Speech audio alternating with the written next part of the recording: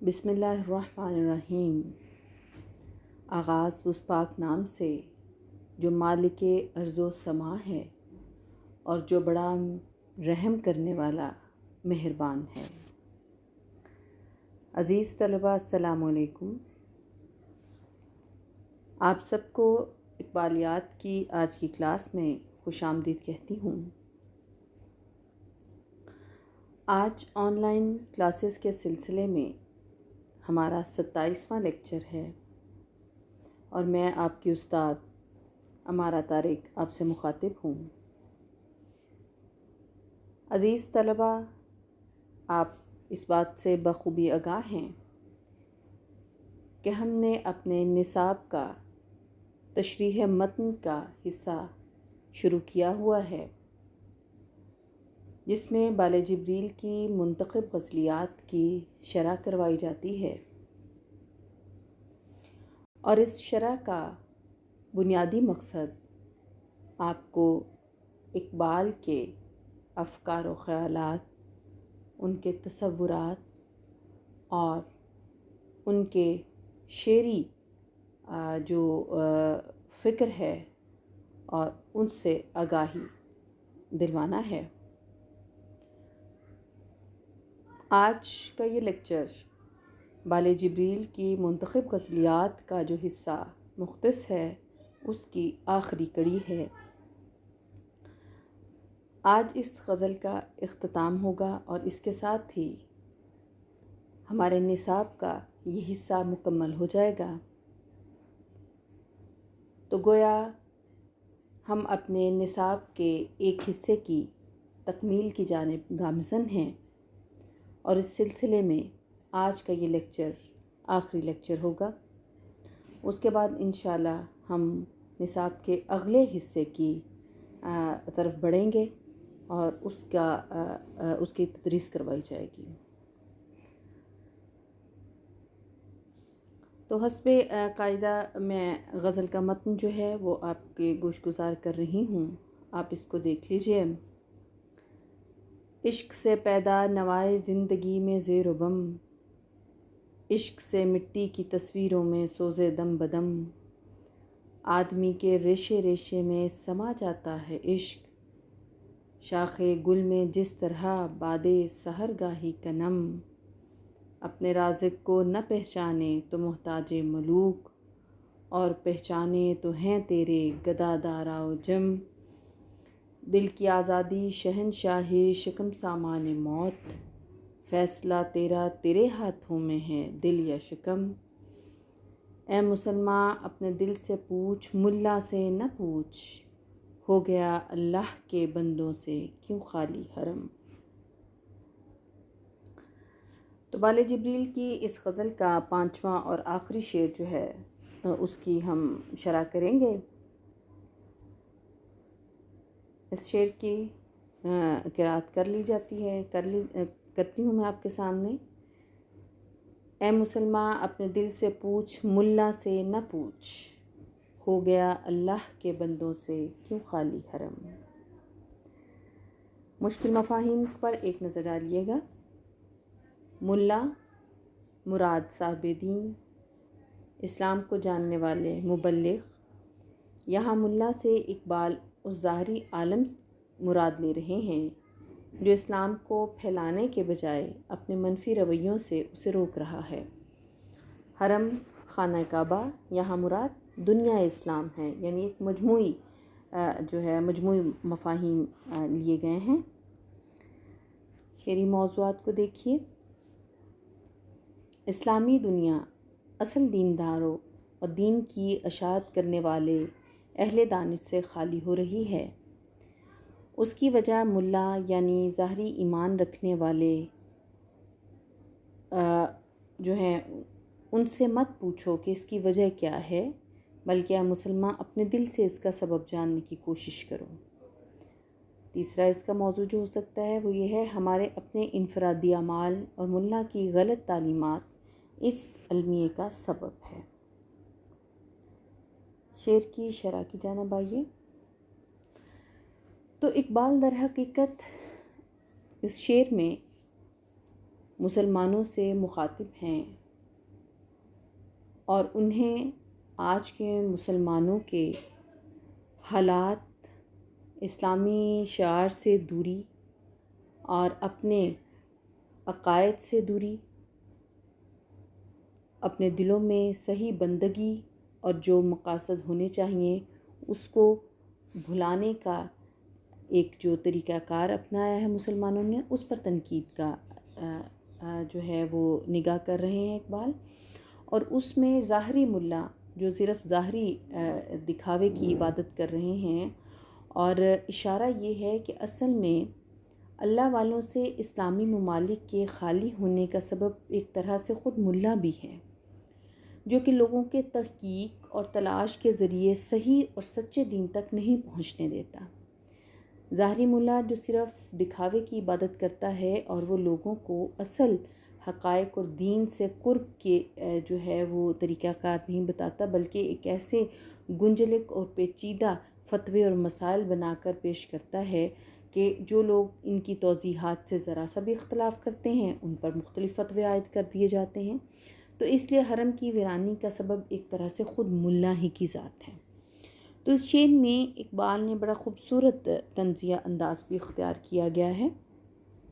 جس میں اقبال یہ کہہ رہے ہیں کہ یہ جو ظاہری ملا ہیں، یہ جو بظاہر دکھاوے کی عبادت کرنے والے ہیں، جو کہ خود ہی جو ہے وہ اس حرم کی ویرانی کا سبب بن رہے ہیں، ان سے ویرانی یا اسلامی دنیا کی روح کے ختم ہو جانے کی وجہ مت پوچھو، بلکہ اے انسان، اے مسلمان، اے مرد کامل، اے مرد مومن، تجھے خود اپنے دل سے پوچھنا ہے اور اس حقیقت تک پہنچنا ہے کہ یہ حقیقت اصل میں کیا تھی اور حقیقت میں اس کی وجہ کیا ہے۔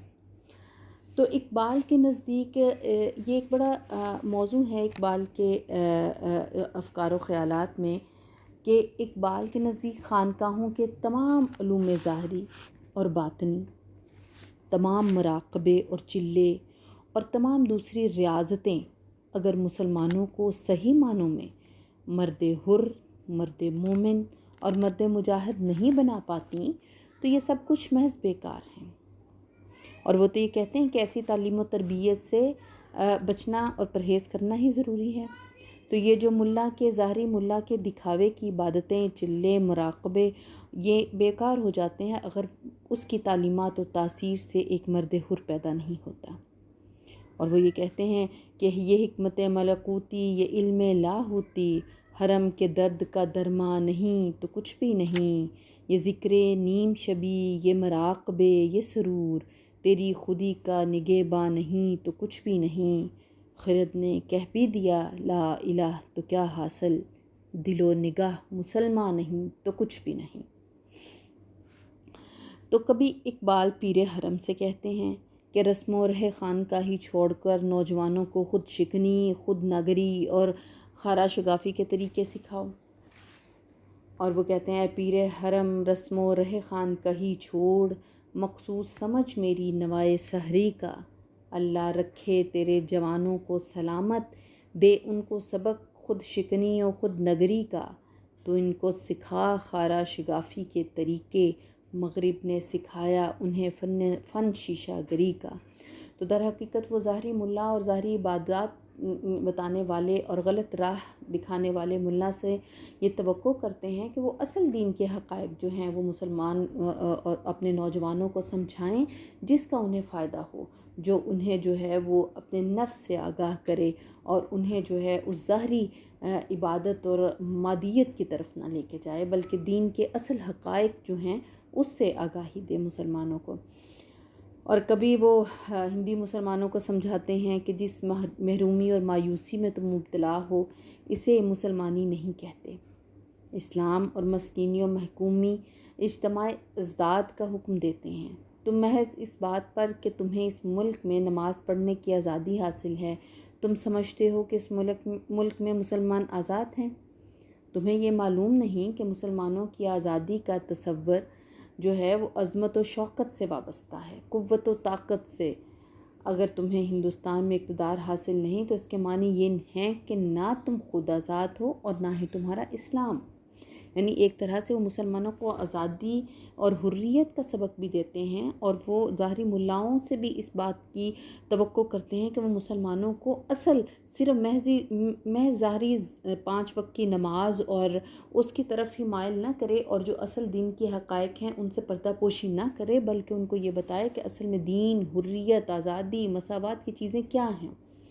اور وہ کہتے ہیں ہے زندہ فقط وحدت افکار سے ملت، وحدت ہو فنا جس سے وہ الہام بھی الہات،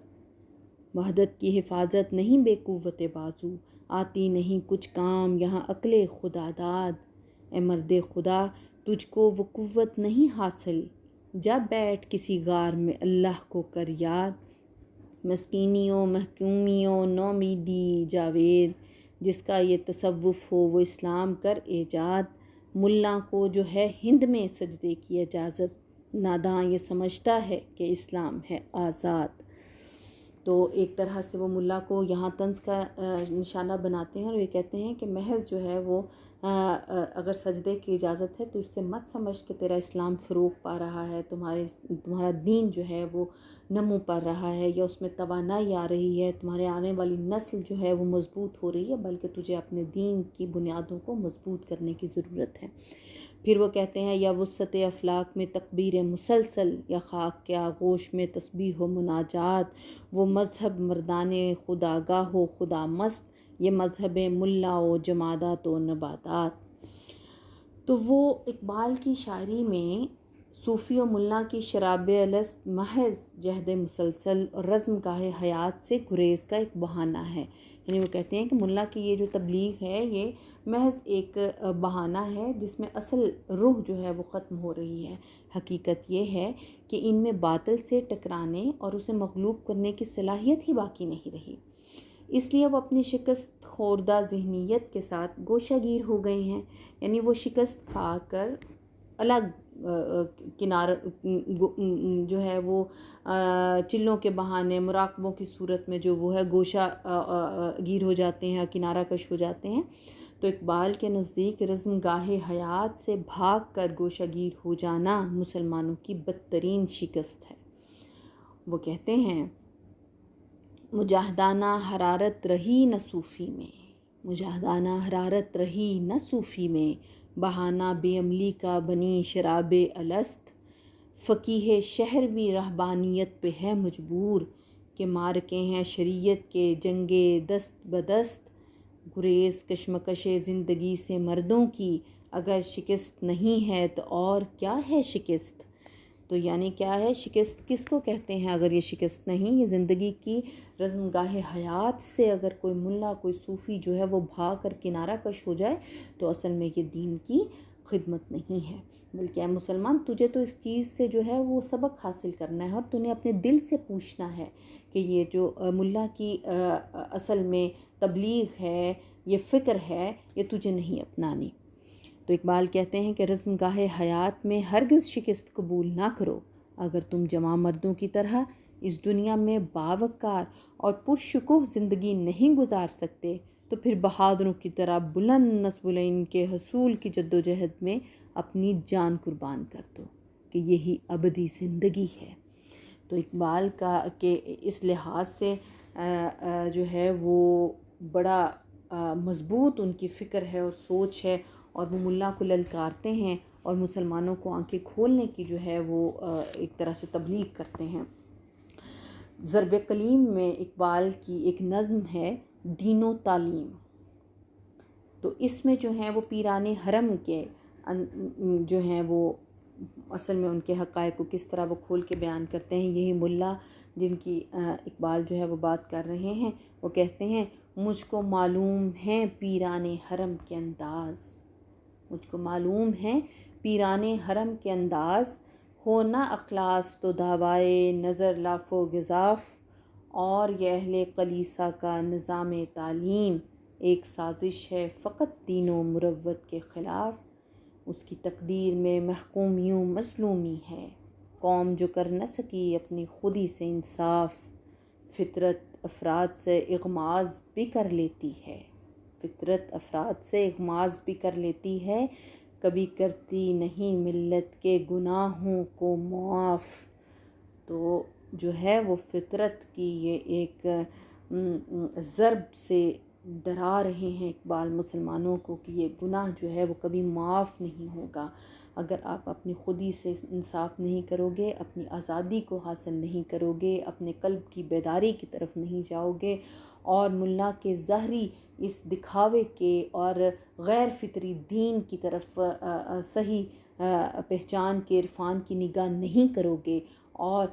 جس وجہ سے یہ حرم لوگوں کو سے اللہ والوں سے خالی ہوتا جا رہا ہے، صاحب دانش ختم ہوتے جا رہے ہیں، اس کی وجہ دریافت نہیں کرو گے تو یہ پھر افراد کا گناہ کبھی بھی معاف نہیں ہوگا فطرت کے ہاتھوں۔ تو یہ جو ہے وہ بڑی مسلمانوں کے لیے اس اقبال کی ایک تعلیم تھی، تربیت تھی، جس کو جو ہے وہ صحیح مفاہیم دیے ان کی نظموں نے۔ تو اسی طرح ضرب کلیم میں ایک اور نظم ان کی ہے ملائے حرم۔ ملائے حرم کے اشعار جو ہیں وہ کچھ ایسے ہیں کہ عجب نہیں کہ خدا تک تیری رسائی ہو، تیری نگاہ سے ہے پوشیدہ آدمی کا مقام، تیری نماز میں باقی جلال ہے نہ جمال، تیری اعضاء میں نہیں ہے میری سحر کا پیام۔ تو وہ شعر جو اقبال کا یہ شعر ہے کہ کیوں جو ہے وہ حرم خالی ہوتا جا رہا ہے، اور اپنے دل سے پوچھ اے مسلمان، اپنے دل سے پوچھ، ملا سے نہ پوچھ، ہو گیا اللہ کے بندوں سے کیوں خالی حرم۔ تو ایک طرح سے یہ اس کی تعبیر ہے کہ ملا کی نماز میں تو جلال ہے نہ جمال، اور نہ ہی اس کی اذان میں وہ پیغام ہے جو اقبال کا پیغام ہے۔ تو اس لیے مسلمان تجھے اس سے پوچھنے یا اس کی طرف دیکھنے کی اب کوئی ضرورت ہی باقی نہیں، بلکہ خود اپنی سوچ اور اپنی فکر کو کام میں لے کے آؤ۔ اس کے بعد جو ہے وہ اقبال اپنی نظم توحید میں کچھ کیسے انہی خیالات کا اظہار کرتے ہیں، اور یہ کہتے ہیں زندہ قوت تھی جہاں میں یہی توحید کبھی، زندہ قوت تھی جہاں میں یہی توحید کبھی، آج کیا ہے فقط ایک مسئلہ علم کلام، روشن اس ذو سے اگر ظلمت کردار نہ ہو، خود مسلماں سے ہے پوشیدہ مسلماں کا مقام، میں نے اے میرے سپاہ تیری سپاہ دیکھی ہے، میں نے اے میرے سپاہ تیری سپاہ دیکھی ہے، قل ہو اللہ کی شمشیر سے خالی ہے نیام، اس راز سے واقف ہے نہ ملا نہ فقیر، وحدت افکار کی بے وحدت کردار ہے خام، وحدت افکار کی بے وحدت کردار ہے خام، قوم کیا چیز ہے قوموں کی امامت کیا ہے، اس کو کیا سمجھیں یہ بیچارے دو رکت کے امام۔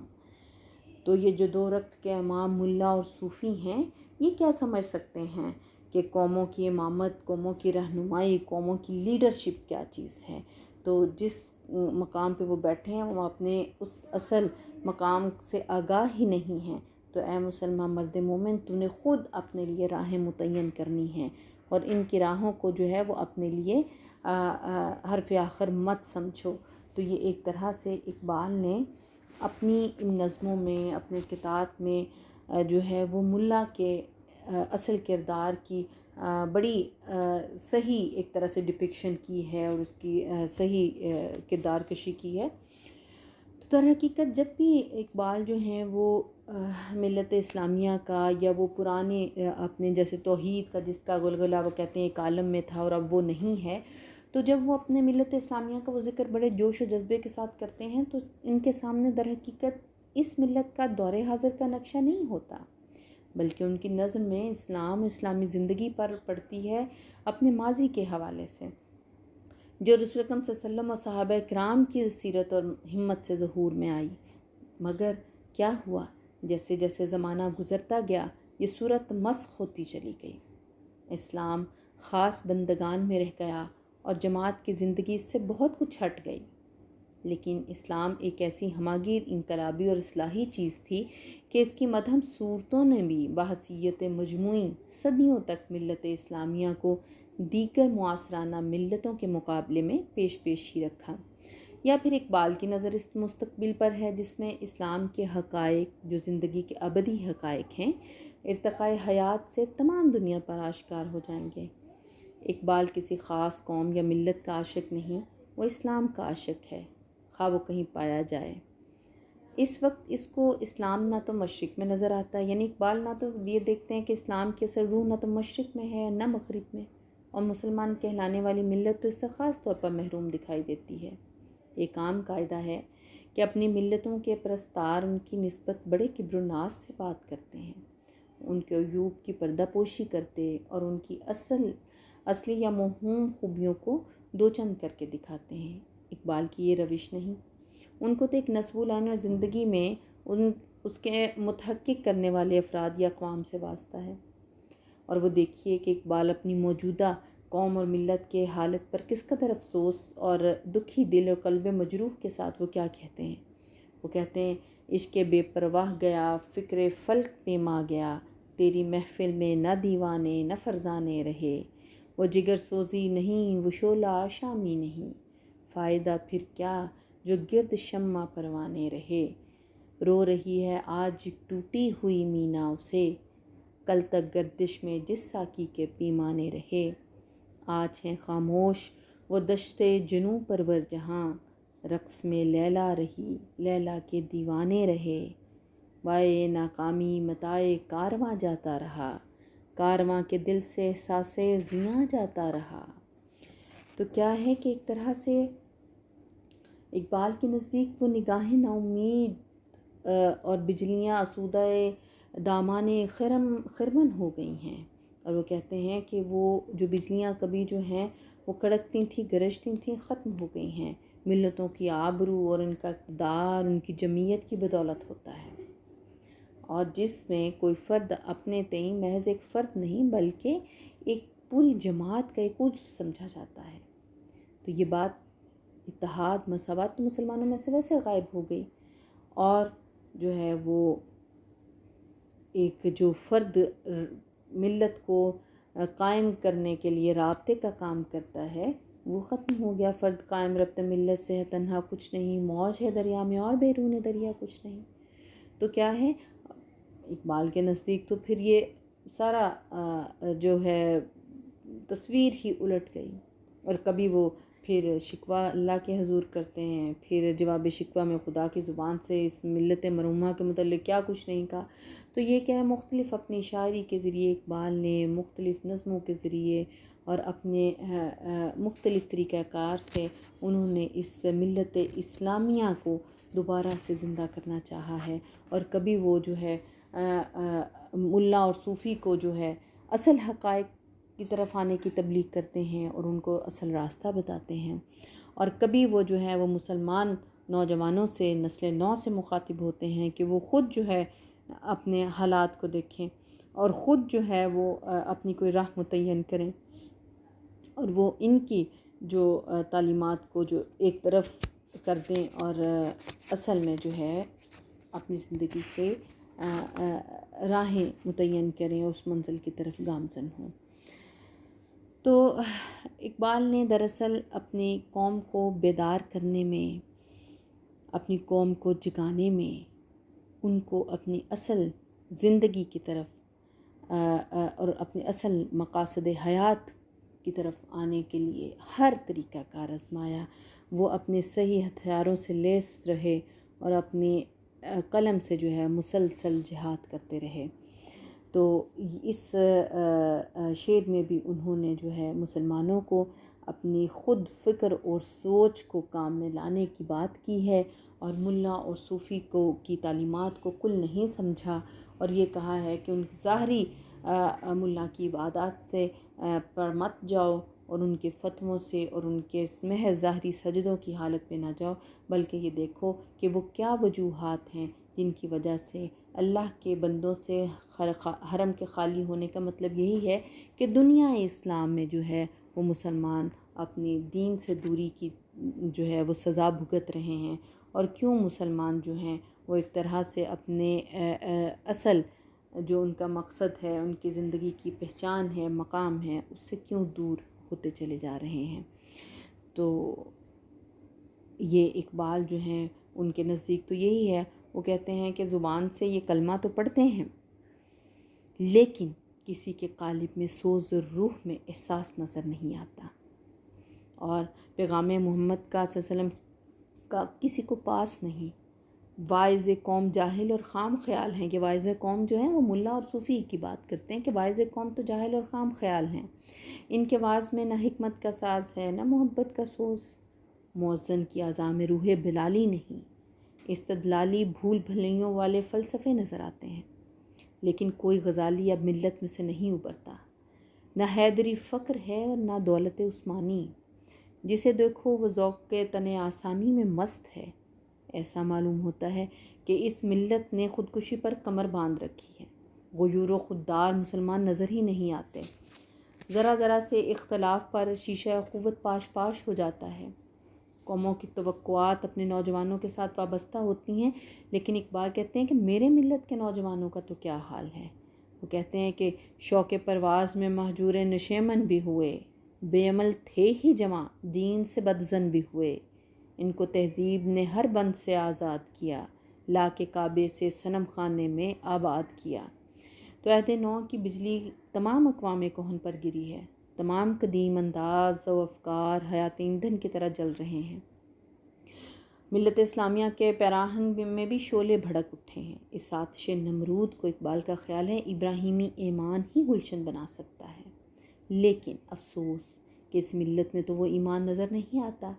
اصلاح کے آرزومند کہتے تھے کہ قوم جاہل ہے، جب اس میں تعلیم عام ہو جائے گی تو اس کی حالت درست ہو جائے گی، لیکن تعلیم نے کیا کیا؟ ہم سمجھتے تھے کہ لائے گی فراغت تعلیم، کیا خبر تھی کہ چلا آئے گا الحاد بھی ساتھ،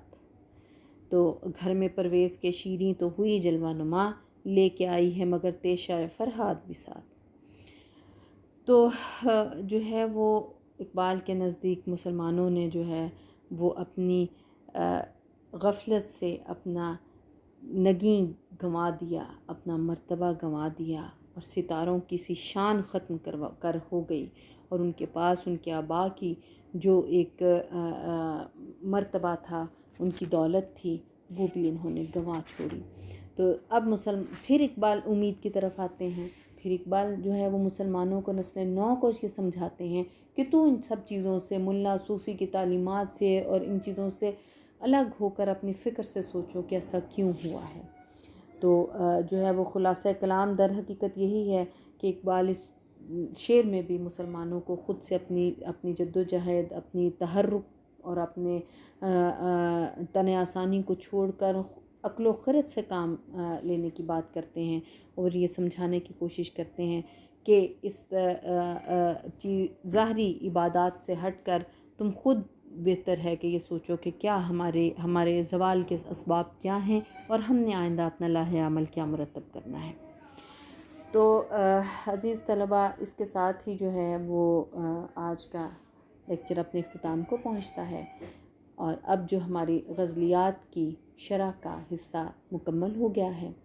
انشاءاللہ اگلے لیکچرز میں ہم اقبال کی ایک طویل نظم ہے اس حوالے سے بات کریں گے، ابلیس کی مجلس شورا کے حوالے سے،